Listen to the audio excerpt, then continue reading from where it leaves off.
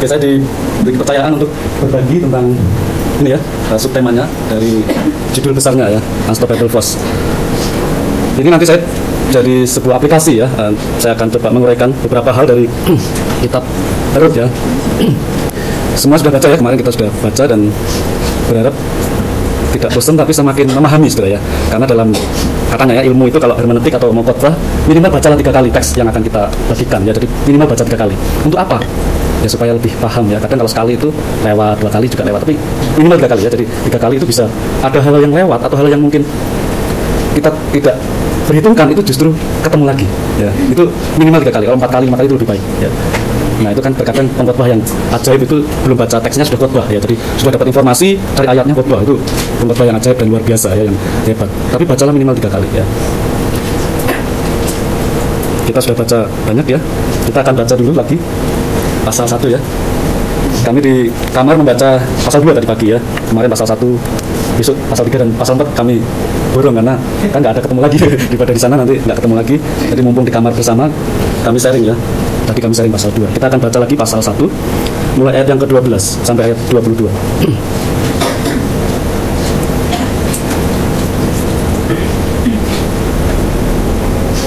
Supaya semakin hafal ceritanya ya. Baca berulang-ulang ya. Jadi yang lalu kalau presentasi ya kelompoknya Ruth mungkin belum banyak paham tentang Ruth, sekarang baru tahu loh ya. Jadi sekarang baca bolak-balik itu harus lebih paham. Apalagi mulai dari kemarin sampai besok itu masih dikupas tentang Ruth. Jadi itu yang luar biasa ya. Kita akan baca ayat 12 sampai ayat 22. Saya baca ayat 12, nanti saudara semua ayat 13 sampai ayat 22. Saya mulai. Pulanglah anak-anakku, pergilah, sebab sudah terlalu tua aku untuk bersuami. Seandainya pikirku ada harapan bagiku, dan sekalipun malam ini aku bersuami, bahkan sekalipun aku masih melahirkan anak laki-laki.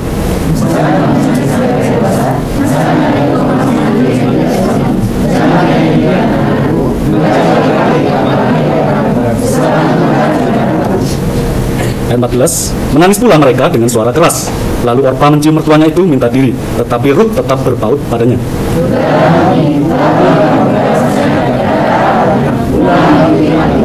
Tetapi kata Ruth, janganlah desak aku meninggalkan engkau dan pulang dengan tidak mengikuti engkau. Sebab kemana engkau pergi, ke situ jugalah aku pergi. Dan di mana engkau bermalam, di situ jugalah aku bermalam. Bangsamulah bangsaku dan Allahmulah Allahku.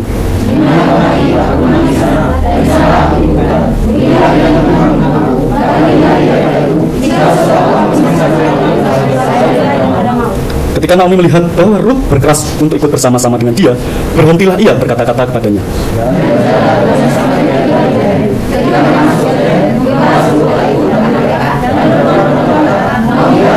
Tetapi ia berkata kepada mereka, janganlah sebutkan aku Naomi, sebutkanlah aku Mara, sebab Yang Maha Kuasa telah melakukan banyak yang pahit padaku.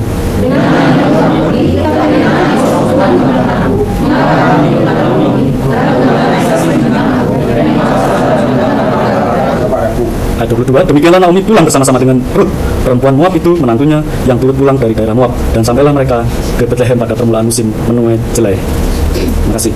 Terus saya akan minimal ada 3 yang saya akan bagikan ya. Ini dari kemarin saya juga mendengar, saya senang karena 3 poin itu paling baik ya. The power of 3 katanya. Jadi kalau 1 itu sedikit, kalau 4 itu masih lumayan, 5 ke atas itu kebanyakan. Jadi susah diingat.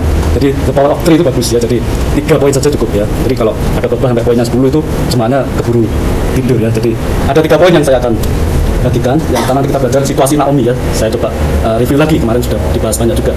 Situasi Naomi. Yang kedua nanti kita coba lihat Ruth itu siapa, bagaimana, dan macam-macam ya. Yang terakhir nanti kita belajar dari subtema yang diberikan pada saya untuk dibagikan, bangsamu bangsaku. Itu bicara apa sebenarnya ya? Ruth sendiri, Naomi, Boaz, nanti seputar itu. Jadi ada 3 hal yang kita akan pelajari. Berharap waktunya 45 menit lagi kalau nggak salah. Jadi 9:45 ya. Tapi saya mungkin 30 menit selesai ya. Oke, kita akan lihat situasinya Naomi, saudara. Tahu artinya Naomi ya? Namanya Naomi? Artinya? Kok ingat kamu, Bang? Manis terus Pak? Ada yang lebih ya manis, tapi juga ada yang lebih tepat menyenangkan ya. Menyenangkan itu Naomi ya. Memang manis ya. Nanti ada kaitannya juga dari setelah dia pulang dari Moab itu ada masalah, mungkin dia tidak manis lagi ya, tidak menyenangkan lagi. dengan Naomi. Nah, kita coba lihat saudara ya di pasal 1 ayat 3 sampai 5. Ini saya bicara Naomi dulu saudara ya. Naomi saudara, ketika mereka berangkat ya bersama suaminya Elimelek dan Naomi karena ada kapal lagi Yehuda di Bethlehem, dia pergi ya ke Moab ya, nyebrang ya, mari dulu tanda-tandanya nyebrang sana karena sana ada makan. Dan hal itu yang dilakukan Elimelek bersama keluarganya itu hanya biasa saudara. Bukan yang luar biasa dari kita itu hal biasa dilakukan oleh kebanyakan orang di sana pada waktu itu. Saudara ingat ceritanya Yakub ketika kalangan kelaparan, Yakub mengutus siapa? Anak-anaknya kemana? Selesai. Jangan-jangan di sana ada cerita kok hal seperti itu biasa merantau. Jadi ini hal yang biasa dikerjakan oleh orang-orang pada masa itu. Nah, Naomi saudara, ketika Elimelek sudah meninggal, Naomi itu sudah bukan siapa-siapa artinya. Itu di tradisi. Jadi perempuan itu kan dari itu ya tidak diberanikan. Itu kelihatan kalau saya baca pasal ayat 3 ya, coba dilihat. Jadi Naomi itu bukan siapa-siapa lagi. Pertama dia disebut Naomi, ya. Tapi setelah itu, setelah Elimelek suaminya meninggal, itu dia disebut apa? Perempuan itu artinya sudah bukan siapa-siapa Naomi. Jadi memang sangat kasihan Naomi itu. Jadi manisnya, menyenangkannya sudah mulai hilang ketika suaminya meninggal. Ya. Jadi perempuan itu artinya kalau sudah dicek ya, tafsiran kalau ada ya. Artinya perempuan itu pertama dia disebut apa? Coba dicek ya. Kan Naomi gitu ya, tapi terus di ayat 3 itu kemudian matilah Elimelek ya suami Naomi sehingga perempuan itu tertinggal dengan kedua anaknya. Jadi berubah ya. Ini sebuah pergantian saudara ya, dari statusnya sebagai istri, ibu ya ketika ada suami, ini sekarang jadi hanya perempuan itu. Apalagi sebagai apa? Janda. Kita tahu ya janda itu seperti apa. Janda itu sudah nggak ada artinya lagi. Makanya di banyak firman Tuhan itu yang perlu bantuan siapa? Janda. Kalau masih punya suami itu nggak perlu dibantu tanggungan suami. Tapi janda itu perlu dibantu. Artinya sudah nggak apa, nggak ada artinya janda itu. Apalagi ini sudah tua juga. Ya. Jadi Naomi itu sudah bukan siapa-siapa lagi pada waktu itu. Jadi ya kasihan ya. Jadi kepahitannya mulai dari sini. Tetapi ketika Elimelek ya Naomi ke Moab itu bukan berarti mereka berpindah kepercayaan. Orang Israel percaya bahwa Tuhan itu Maha Kuasa ada di mana-mana. Beda dengan kepercayaan atau kalau dewa itu hanya di satu tempat. Gitu. Dia tidak bisa nyebrang laut, nyebrang sungai, langgar sungai, langgar laut. Dewa nggak bisa. Dewanya Moab itu Chemos. Ya. Itu nggak bisa ada di mana-mana. Tapi orang Israel, Elimelek, Naomi masih percaya bahwa Yahweh Tuhan itu ada di mana-mana. Jadi dia nggak perlu menyembah Chemos, dewanya orang Moab. Karena dia percaya bahwa ada Yahweh juga di Moab. Jadi kepercayaan kepada Tuhan itu masih ada dalam diri Naomi, meskipun dia sudah kayaknya sudah tidak ada apa-apanya. Tapi nanti kita lihat kepercayaan kepada Tuhan itu sangat berbeda. Kemarin kami diskusi saya di kamar ya bahwa geruntunya ya, sumber-sumbernya Naomi itu masih bersumber kepada Tuhan. Semuanya ini penyebabnya adalah Tuhan. Dulu saya berangkat dengan banyak harta, banyak bekal, tapi sekarang sudah tidak ada. Tadi kita percaya. Jangan sebut saya Naomi lagi, sebut saya sebagai Mara, karena saya pahit sekali. Dia bilang, ini semua karena Tuhan. Dia masih percaya pada Yahweh. Dia menyebut Tuhan itu bukan Elohim. Elohim itu katanya itu Allah, ya Allah terjemahannya kalau bahasa Inggris itu Allah, tapi itu bisa umum kan. Tapi kalau orang Israel dia menyebut Tuhan ya Yahweh, Tuhan itu bisa semua. Tuhan, dia menyebut Tuhan bukan Elohim. Itu membuat saya seperti ini. Tuhan mengangkat tangannya, mengagungkan tangannya pada saya sampai saya seperti ini. Itu semua karena Tuhan. Tapi kepercayaan ini memang orang paling saya. Tapi yang masih baik adalah dia masih tetap percaya pada Tuhan. Jadi meskipun dia Moab, ada dewa Chemos, dia tidak ikuti. Dia tetap percaya pada Tuhan. Bahkan ketika dia balik kepada dia masih percaya, meskipun kepercayaannya salah. Karena percayaan pahit ya pada Tuhan. Wah ini Tuhan begini kepada saya, nggak enak buat saya. Tapi ingat dia masih percaya. Ya istilahnya saya katakan Tuhan itu adalah first cause, penyebab utamanya itu ya Tuhan, itu yang dipercaya oleh Naomi. Ya, meskipun dia kecut hati ya, tapi dia tetap percaya kepada Tuhan. Itu hebat saudara ya, meskipun mengalami kepahitan dia masih percaya kepada Tuhan ya. Dia sudah tahu itu Roma 8 ayat 28, tapi agak salah ya kepercayaan bahwa Tuhan itu bekerja dalam segala hal. Dia masih percaya itu, cuman percayanya dia agak salah ya, karena dia kepahitan sekali dengan Tuhan, itu yang salah. Kalau Roma 8 ayat 28 itu bukan karena pahit harusnya, Tuhan bekerja dalam segala hal itu untuk mendatangkan kebaikan. Nah Naomi belum sampai seperti itu ya. Nah ini Naomi itu menjadi marah ya, tadi kita sudah baca. Jangan sebut saya Naomi lagi, jangan sebut saya orang yang manis lagi ya, menyenangkan lagi, tapi sebut saya pahit, marah. Ingat ya di kisahnya Musa ya, ketika di padang gurun nggak ada air tapi airnya pahit, itu marah mereka. Jadi Naomi mengalami sesuatu yang pahit sekali dalam hidupnya. Siapa yang nggak bisa? Siapa yang nggak mengalami seperti itu dan kemudian pahit? Itu yang luar biasa. Tetapi sebenarnya dari pengalaman itu, kejadian itu juga kejadian biasa. Itu peristiwa yang semua orang juga mengalami kan, dan dialami Naomi. Mungkin istilahnya berbeda, tapi rasa sakit ya, mengalami masalah yang berat itu semua orang mengalami. saya ngalami saudara semua. Iya kan? Pernah nggak protes pada Tuhan? Sering ya. Saya protes pertama kali pada Tuhan itu ketika bapak saya meninggal. Jadi, ini belum apa-apa semua nih. Orang saya bilang, kami belum ada yang mentas, belum ada yang menikah. Bapak sudah nggak ada. Waktu itu saya cepat pulang ke Pahit, terus sebenarnya kayak minta saya, udah istirahat dulu di Lopahit, jangan cepat-cepat kembali ke Lombok.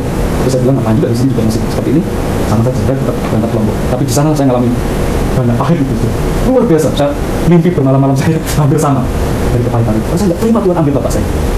Itu, berat sekali. Saya protes sekali. Tuhan katanya, engkau ajarin, engkau jawab doa. Tapi bapak saya sampai meninggal, kenapa? Wah itu nggak enak. Sampai saya mimpi dan Niko itu Pak Edi Karu itu tahu persis saya seranjang sama dia. Bukan sama istri. Dia tahu persis, Bang Ruslan ada di sebelah, saya kamar sendiri, saya sampai di Karu itu seranjang. Dia tahu persis, saya Niko, saya berada-ada. Bahkan saya salah satu itu saya kalau untuk saya terlalu keras karena halaman itu hanya sedikit ya, pendek dan dekat dengan jalan raya. Jadi kalau ada orang lewat bener saya ngikut gimana. Saya selalu, tapi itu bermalam. Itu rasa pahit yang saya alami pasti. Dan ketika itu saya meninggal ya, saya sudah punya pengalaman. Saya bilang, Pak ini, waktu bapak saya meninggal, saya habis belajar filsafat dan saya baca bukunya Friedrich Nietzsche. Itu kan, dia bilang Tuhan itu sudah mati. Kita sudah membunuh Tuhan. Saya sampai seperti itu, sudah. Wah, Tuhan yang mati juga. Bapak saya mati, gak ditolong sama Tuhan. Saya berdoa. Maka saya datang, saya panggil, ada berita, saya panggil dan datang berdoa sama keluarga, Pak doakan. Saya seminggu persis saya nunggu bapak saya. Sampai, karena sebenarnya malam Jumat ya, sebelum seminggu itu, sudah koma. Banyak saudara udah bingung semua, terus tapi kakak saya belum datang lagi. Kakak saya masih kerja di Wahyu Mandira itu di Utang itu, di pasien aja. Belum pulang, sulit. Di sana kita negara sendiri, hubungi kakak saya sulit. Setelah pulang, kakak saya pulang, saya panggil pendeta lagi, kita berdoa lagi, datang. Saya pelaku yang mati, nggak menolong bapak saya. Bapak saya masih dibutuhkan di keluarga. Itu ngalami pengalaman yang biasa dan dialami Naum.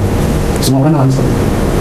Saya ngalami, saudara semua mungkin ngalami kepahitan itu. Protes kepada Tuhan, nanti dialami. Nah, kalau saya, jangan sebut saya lagi Iska, tapi Muram. Karena kan tertawa, tapi karena bapak saya meninggal, jangan sebut saya Iska lagi, Muram. Itu kepahitan sudah ya, itu kepahitan. Ya semua orang ngalami. Naomi ngalami, dia bilang, jangan sebut saya Naomi lagi, sebut saya Mara. Itu kepahitan luar biasa. Ya, dia masih percaya sih pada Tuhan, tapi percayanya salah. Ya. Tetapi saudara, di tengah situasi yang mungkin semua orang mengalami, Naomi ditolong oleh menantu dan baik. Itu meskipun pulang balik dipaksa ya, dipaksa. Jangan paksa saya, di ayat 12, jangan mendesak saya untuk meninggalkan engkau. Ketika Orpa kembali, ketika Orpa pulang ke rumah, ke bangsanya, ke Allahnya, terus bilang saya akan menemani kamu. Nanti kita lihat. Ya. Nanti kita lihat ini. Saya kaitkan dengan tema utama yang nanti saya akan bahas juga. Bagaimana tuh? Pulang balik ya, 3 kali yang diminta. Pulang saja. Pertama ikut, 2 Orpa yang kembali. Sekali lagi, Orpa saudaramu sudah pulang. Kamu nggak ikut pulang? Saya bilang, enggak, saya akan ikut. Mama, mother-in-law. Saya ikut, ibu. Saya ikut kemana itu. Itu luar biasa. Dan ini nanti kita lihat di belakang ya. Bagaimana unstoppable force itu ada dalam diri itu. Menggerakkan ruh sampai dia bisa seperti itu. Ya. Jadi inilah situasinya Naomi itu. Memang biasa. Saya ngalami situasinya Naomi. Semua kita mengalami situasi Naomi. Tuhan hantar ya Ruth untuk membantu menolong Naomi. Sekarang kita coba lihat Ruth ya, ini yang penting. Ruth ya, dan Orpa kemarin kita dibahas oleh Tuhan dan istri dalam pilihan yang sulit. Tapi saya memberi nama dalam pilihan yang masuk akal. Betul kan? Pilihan-pilihan yang diberikan oleh Naomi pada Orpa, pada Ruth, itu pilihan yang masuk akal. Kita baca, kalau kamu menunggu itu dengan budaya tradisional, nanti ada saudara laki-laki dari suamimu itu akan menjadi suamimu juga. Itu tradisi. Makanya nggak mungkin kamu menunggu anak saya lagi. Lebih baik kamu cari suami lagi. Mau di Moab sana, mau di mana, silakan. Jangan ikut saya. Percuma. Itu masuk akal sudah ya. Itu pilihan yang masuk akal berikan kepada Ruth dan Orpa. Silakan. Nggak usah ikut saya nggak apa-apa. Karena ikatan di antara kita sudah putus karena suaminya nggak ada. Dan hukum masih bisa ya, psikologi sebenarnya ini masih bisa, hubungan ini masih bisa. Tapi secara hukum boleh kamu meninggalkan saya, karena sudah tidak ada suami, kamu anak saya itu boleh silakan. Karena nggak mungkin saya bisa menolong kamu. Saya janda, kamu juga janda. Nanti satu rumah janda semua. Nggak enak dong, bukan janda. Kamu pulang saja. Masuk akal sekali sudah ya. Komunitas janda. Rumah singgah para janda. Masuk akal yang diberikan kepada Ruth dan Orpa. Pilihannya masuk akal sekali, bukan sulit sebenarnya. Tapi masuk akal. Tapi masuk sulit sekali. Masuk akal. Kan nggak sulit kan sebenarnya. Masuk akal, ya ngapain ikut Naomi? pulang aja, nikah lagi. Masa depan cerah kalau pulang. Kalau ikut Naomi, saya jodoh dia jodoh. Gimana? Gak ada apa. Ya. Pilihan yang masuk akal. Nanti kita lihat sulitnya gimana. Ya. Ruth memutuskan menemani Naomi. Saya pakai menemani itu lebih enak, karena bahasa aslinya bersatu. Ya. Bersatu. Ya. Itu kayak suami istri yang janji kalau pernikahan itu memakai ini juga. Bersatu sampai maut. Nah, coba kita baca ya, kita baca lagi. Tadi kita udah baca. Ketika Naomi bilang, saudaramu pulang ke Moab, kamu ikut aja. Ayat 14 ya. Menangis pula mereka dengan suara keras. Lalu Orpa mencium mertuanya itu minta diri, tetapi Ruth tetap berpaut padanya. Ini gambarnya ya, mari dibahas. Dia berpaut ya, dia bersatu dengan Naomi. Itu yang dilakukan Ruth. Dia nggak mau pergi. Jangan bisa saya meninggalkan mama, mertua. Saya mau ikut mama. Saya mau ikut mama. Saya mau bersatu dengan mama. Ini dalam sekali sudah artinya ya, bersatu kayak suami istri itu. Jadi dia mau bersatu dengan Naomi. Itu luar biasa sekali. Dari pilihan yang masuk akal yang gampang, itu juga pergumulan yang sulit. Jadi sampai dia memutuskan saya mau bersatu dengan mama. Saya tidak mungkin meninggalkan mama. Saya mau ikut mama. Kemana engkau pergi, saya akan ikut. Ya. Nanti kita lihat keputusan. Bangsamu bersatu. Allahmu. Itu luar biasa. Itu bukti dari kesatuan hati Ruth dengan Naomi. Itu tahu sekali. Dari pilihan-pilihan yang masuk akal, kemudian dia berani memutuskan. Saya mau bersatu, mau berpaut. Saya menemani mama. Allahnya mama, Allah bangsanya mama. Artinya dia mau menjadi orang Yahudi. Dia mau percaya kepada Yahweh. Dia mau meninggalkan Kamos di Moab. Dia mau meninggalkan itu. Saya mau menyembah Yahweh. Itu keputusan. Keputusan yang mantap. Keputusan yang bulat dilakukan oleh Ruth. Itu bulat sekali. Luar biasa sekali. Jadi mungkin kita juga pernah mengalami pergumulan yang berat sekali sampai kita mendapat kekuatan untuk memutuskan sesuatu. Keputusan yang bulat, tekad untuk mengambil keputusan, mengikut Tuhan, mendampingi Naomi. Itu keputusan yang hebat sekali. Ya. Ini keputusannya, komitmennya. Dia bilang, "My people shall be my people, and they God, my God." Atau sekarang your people sebenarnya. Tadi itu King James Version ya. Jadi bangsamu itu people ya. Tadi menggunakannya pakai people bukan nation atau apa. Dia people, jadi masyarakatnya. Bangsamu itu bangsa. Tuhanmu itu Tuhan. Itu luar biasa ya. Komitmen dari sini saudara ya. Bagaimana dia tidak mementingkan dirinya sendiri. Dia sudah diberi pilihan, dia diberi gambaran bagaimana masuk akalnya masa depannya itu. Sulit kalau kami ikut saya. Saya pulang ke Bethlehem itu tidak ada salah-salah. Kalau di kelas nanti tanahnya kemungkinan juga terjual. Mungkin memang kita bisa jual. Saya nggak punya apa. Bahkan kalau tentang nanti anak saya itu nggak bisa. Tapi itu nggak pusing dengan itu sudah. Seperti apa yang dipusingkan Orpa, kemungkinan seperti itu. Dia nggak mau pusing dengan dirinya sendiri. Dia nggak pentingkan dirinya sendiri. Pokoknya saya ikut mama saja. Nggak penting diri saya sendiri. Saya mau mengikut mama, mengikut Tuhannya mama, menjadi orang yang komitmennya itu yang luar biasa. Dia nggak pusing dengan dirinya sendiri. Nanti saya tunjukkan bagaimana kalau Ruth juga memusingkan dirinya sendiri. Mungkin ceritanya lain. Pasti ada cara lain dong Tuhan. Masa Tuhan nggak punya cara? Enggak. Tapi kalau Ruth ini berhenti dan menyusul Orpa pulang ke Moab, itu ceritanya berbeda sama sekali. Nanti saya tunjukkan. Ceritanya beda sekali kalau Ruth juga menyerah. Karena udah besar 3 kali sudah. Kamu ini ngajak. Sampai tadi ada di ayat 18. Sampai Naomi berhenti berkata-kata. Artinya apa? Sudah, ini gambarnya. Dia diam saja. Dia nggak punya akal lagi menjelaskan kepada Ruth. Dia diam, terserah kamu lah. Kamu ini ngayal ya gitu. Naomi sampai seperti itu, dia berhenti berkata-kata. Kamu ini ngayal. Saya udah beritahu, saya udah kasih pilihan. Kamu ini sampai akhirnya udah, saya nggak punya akal. Sudah menjelaskan. Padahal dia 16-17 itu komitmennya Ruth. Akhirnya dia bilang, silahkan mau ikut. Terserah, pokoknya saya nggak beri jaminan apa-apa ke kamu. Nanti lapar bareng-bareng nggak apa-apa. Sampai seperti itu. Naomi dia nggak bisa menjelaskan. Dia sudah tidak bisa membujuk lagi Ruth untuk kembali ke Moab. Sampai dia habis kata-kata. Naomi jadi habis akal. Tapi itu ikut terus. Ini luar biasa sekali. Nah ini yang saya mau tunjukkan setelah bagaimana krusial. Ya, tahu krusial ya? Krusial itu kapal pesiar. Kan krusial. Nah coba kita lihat ini sudah. Ini di pasal terakhir ya, di ayat terakhir sudah dijelaskan. Ada Salmon, bukan ikan ya, sama orang ya. Mungkin ikut namanya ini ikan itu ya. Bukan dia ikut namanya ikan. Salmon, ada Boaz, Obed, Isai, Daud. sekedar review, jadi tabel itu ditulis jauh setelah tahu. Ya, kalau sebelum Ruth, gimana orang akan nanti Daud Beza itu bukan ramalan kali ini, ya, tapi cerita sejarah. Jadi cerita tentang Ruth itu jauh setelah tahu. Jadi Daud lahir dulu berada di sana. Karena tahu Daud itu anaknya saya, anaknya Obed, Boaz, itu begitu. Logikanya kan gampang. Jadi ditulis jauh setelah tahu. Nah, saudara lihat di sini. Yang dimuat adalah Boaz yang ditulis.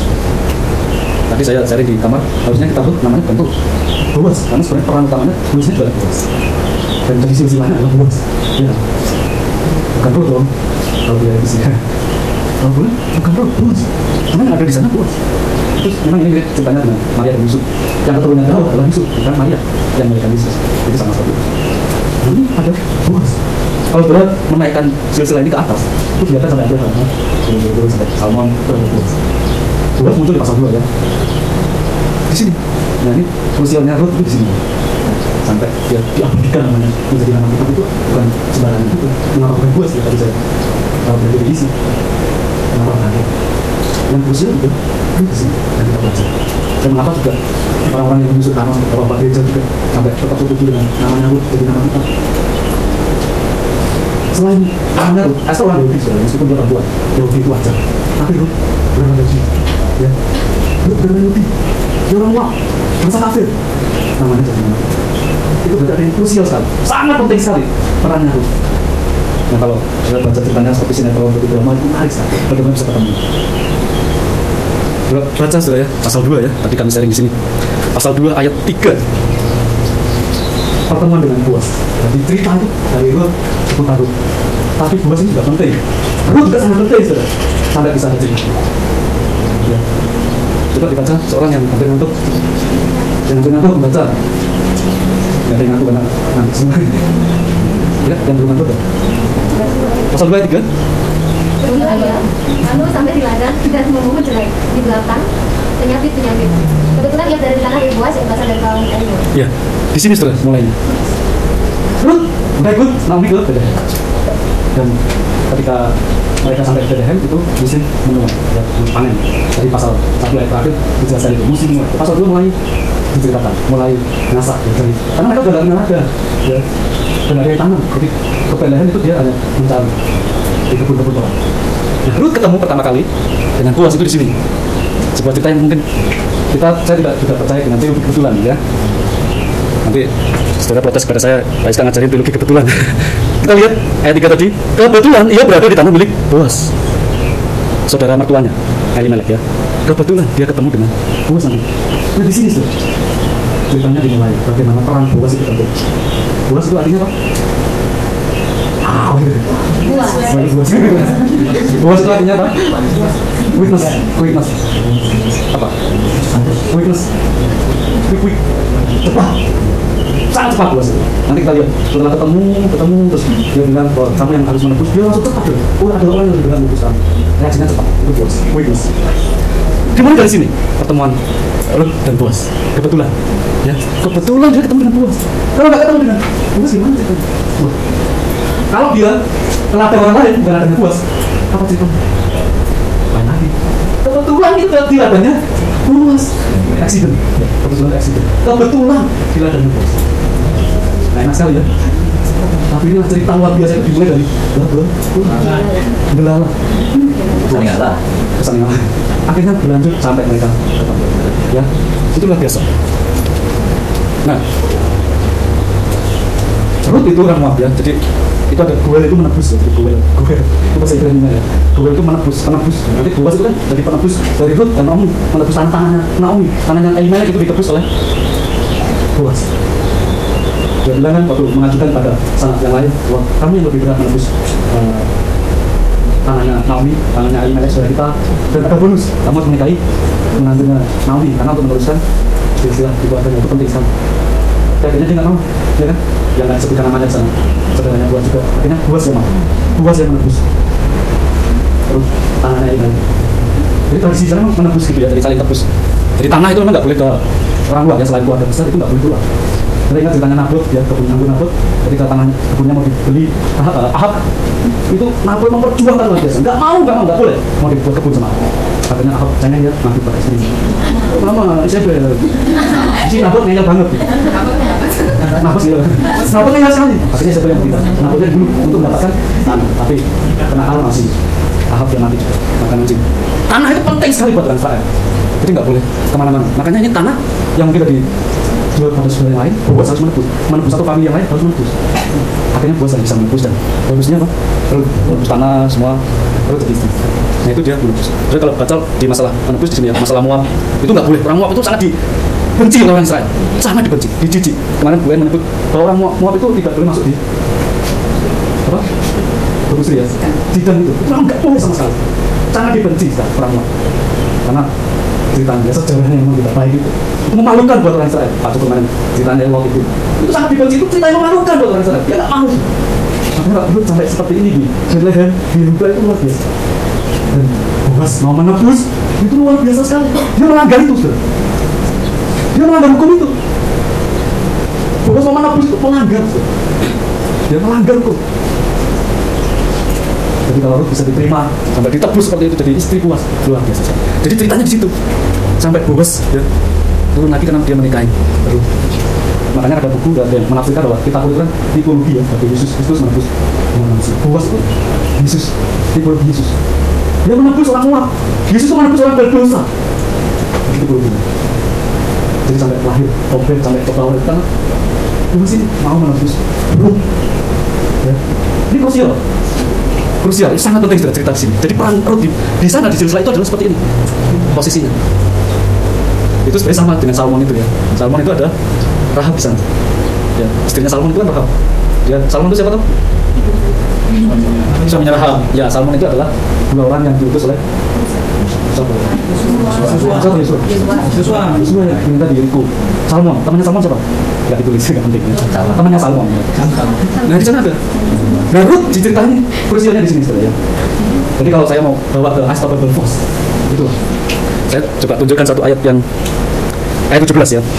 Itu yang saya juga sedang renungkan. Setelah titik ya 17.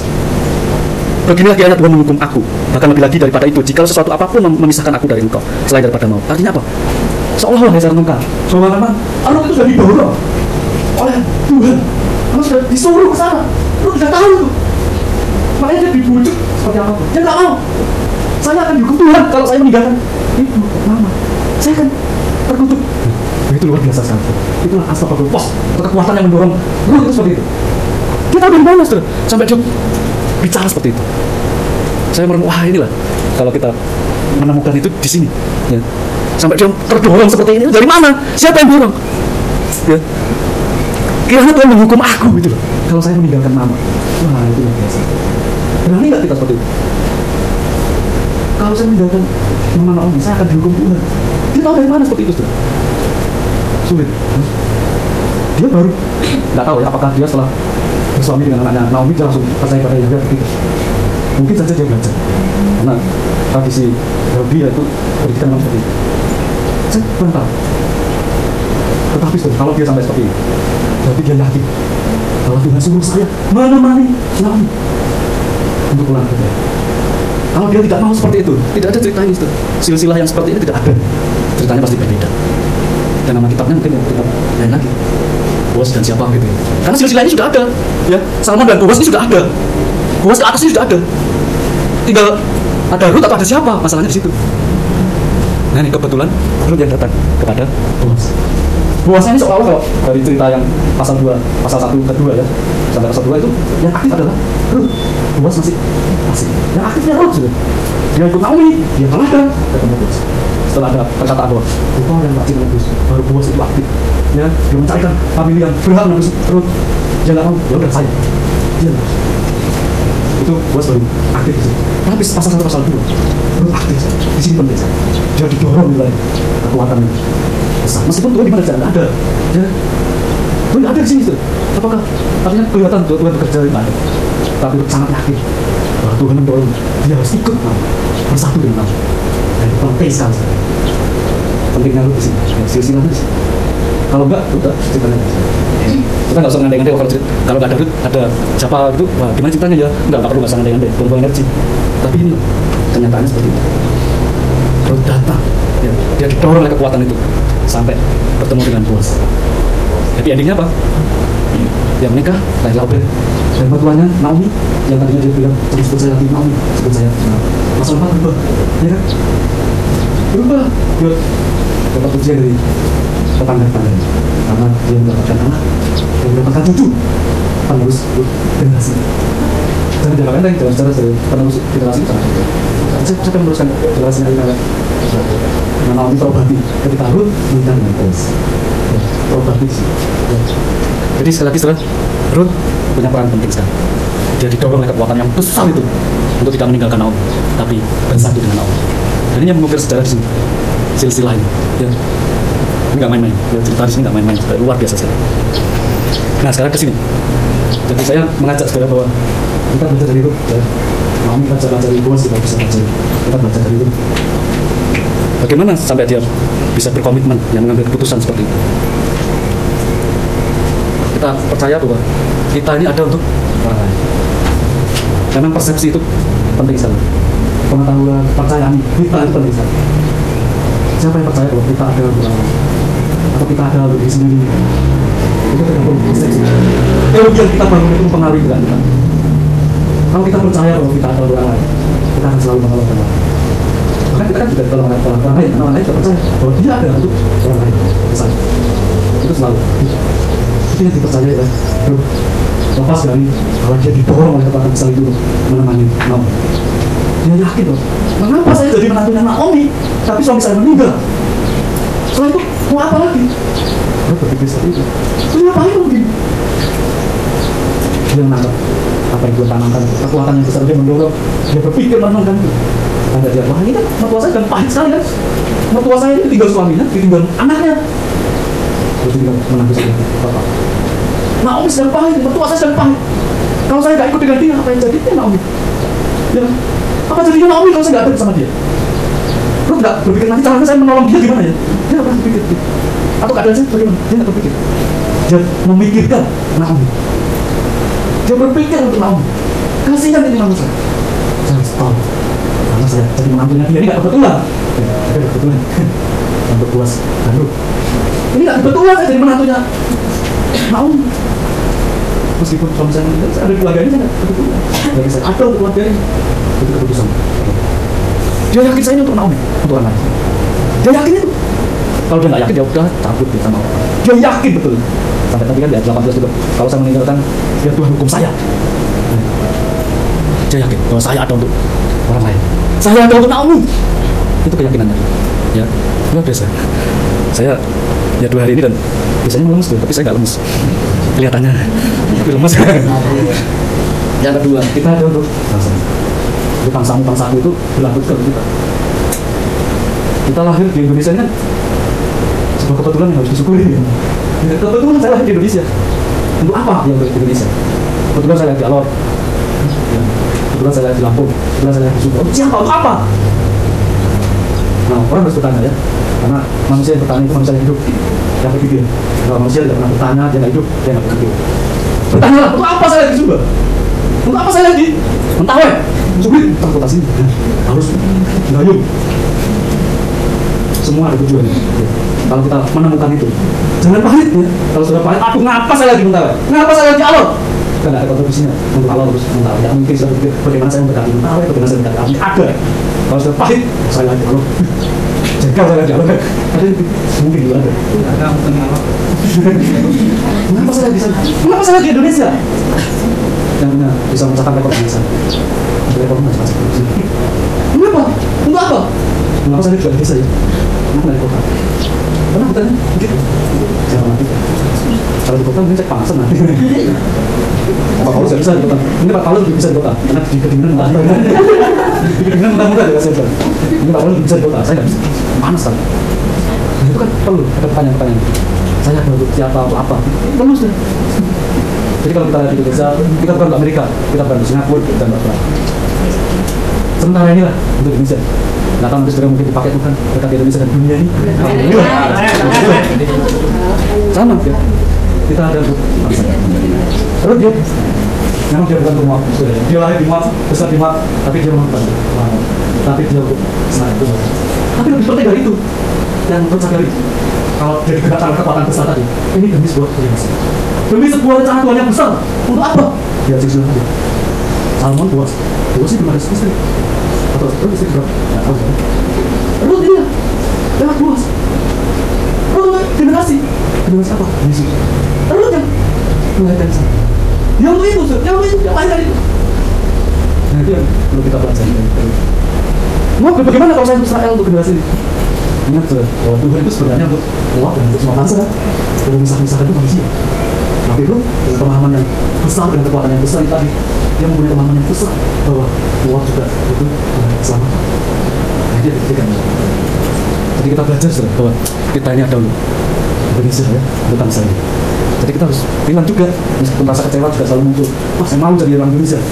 Tapi mau mana? Kita mau pindah kemana? Luar negeri, diterima nggak? Mau nggak mau kan? Kita harus memberi hidup untuk Indonesia. Kita memprotes kecewa dengan orang-orang sana. Tapi kita perlu tanda yakin bahwa Tuhan melahirkan kita di Indonesia ini ada Tuhan. Ya, kita harus percaya dengan itu. Nah ini yang terakhir. Rupanya hampir selesai, udah lewat. Saya nggak tahu orang lain itu 1 orang, 2 orang, 3 orang, 4 orang, atau masyarakat atau bangsa ini. Tapi kita harus berpikir, bertanya pada diri sendiri, apa yang akan kita lakukan? Nggak usah berpikir porsinya seperti apa, kecil besar, mempengaruhi orang lain, tidak orang lain. Terus pertama kali dia nggak akan berpikir, bagaimana saya bisa menolong aku? Caranya bagaimana? Dia nggak berpikir, tapi tekadnya, percayaannya, bahwa saya akan berpikir. Dan dia nggak berpikir. Memang kalau kita semua ada di sini itu sudah ada itu ya. Tapi jangan dikira bahwa mementingkan diri sendiri itu selalu hilang, tapi selalu ada. Ya, berpikirlah untuk orang lain. Untuk apa? Untuk ekonomi, untuk keselamatan mereka. Itu yang harus kita pikirkan. Cara bertindaknya bagaimana? Itu nanti. Ya. Caranya bagaimana? Itu nanti. Yang penting sekarang kita mau hidup bangsa. Tuhan. Sebuah keputusan yang luar biasa. Sebuah binasa, ya. Sebuah kepedulian yang besar dari Ruth untuk Naomi, bahkan untuk silsilah tadi. Ya.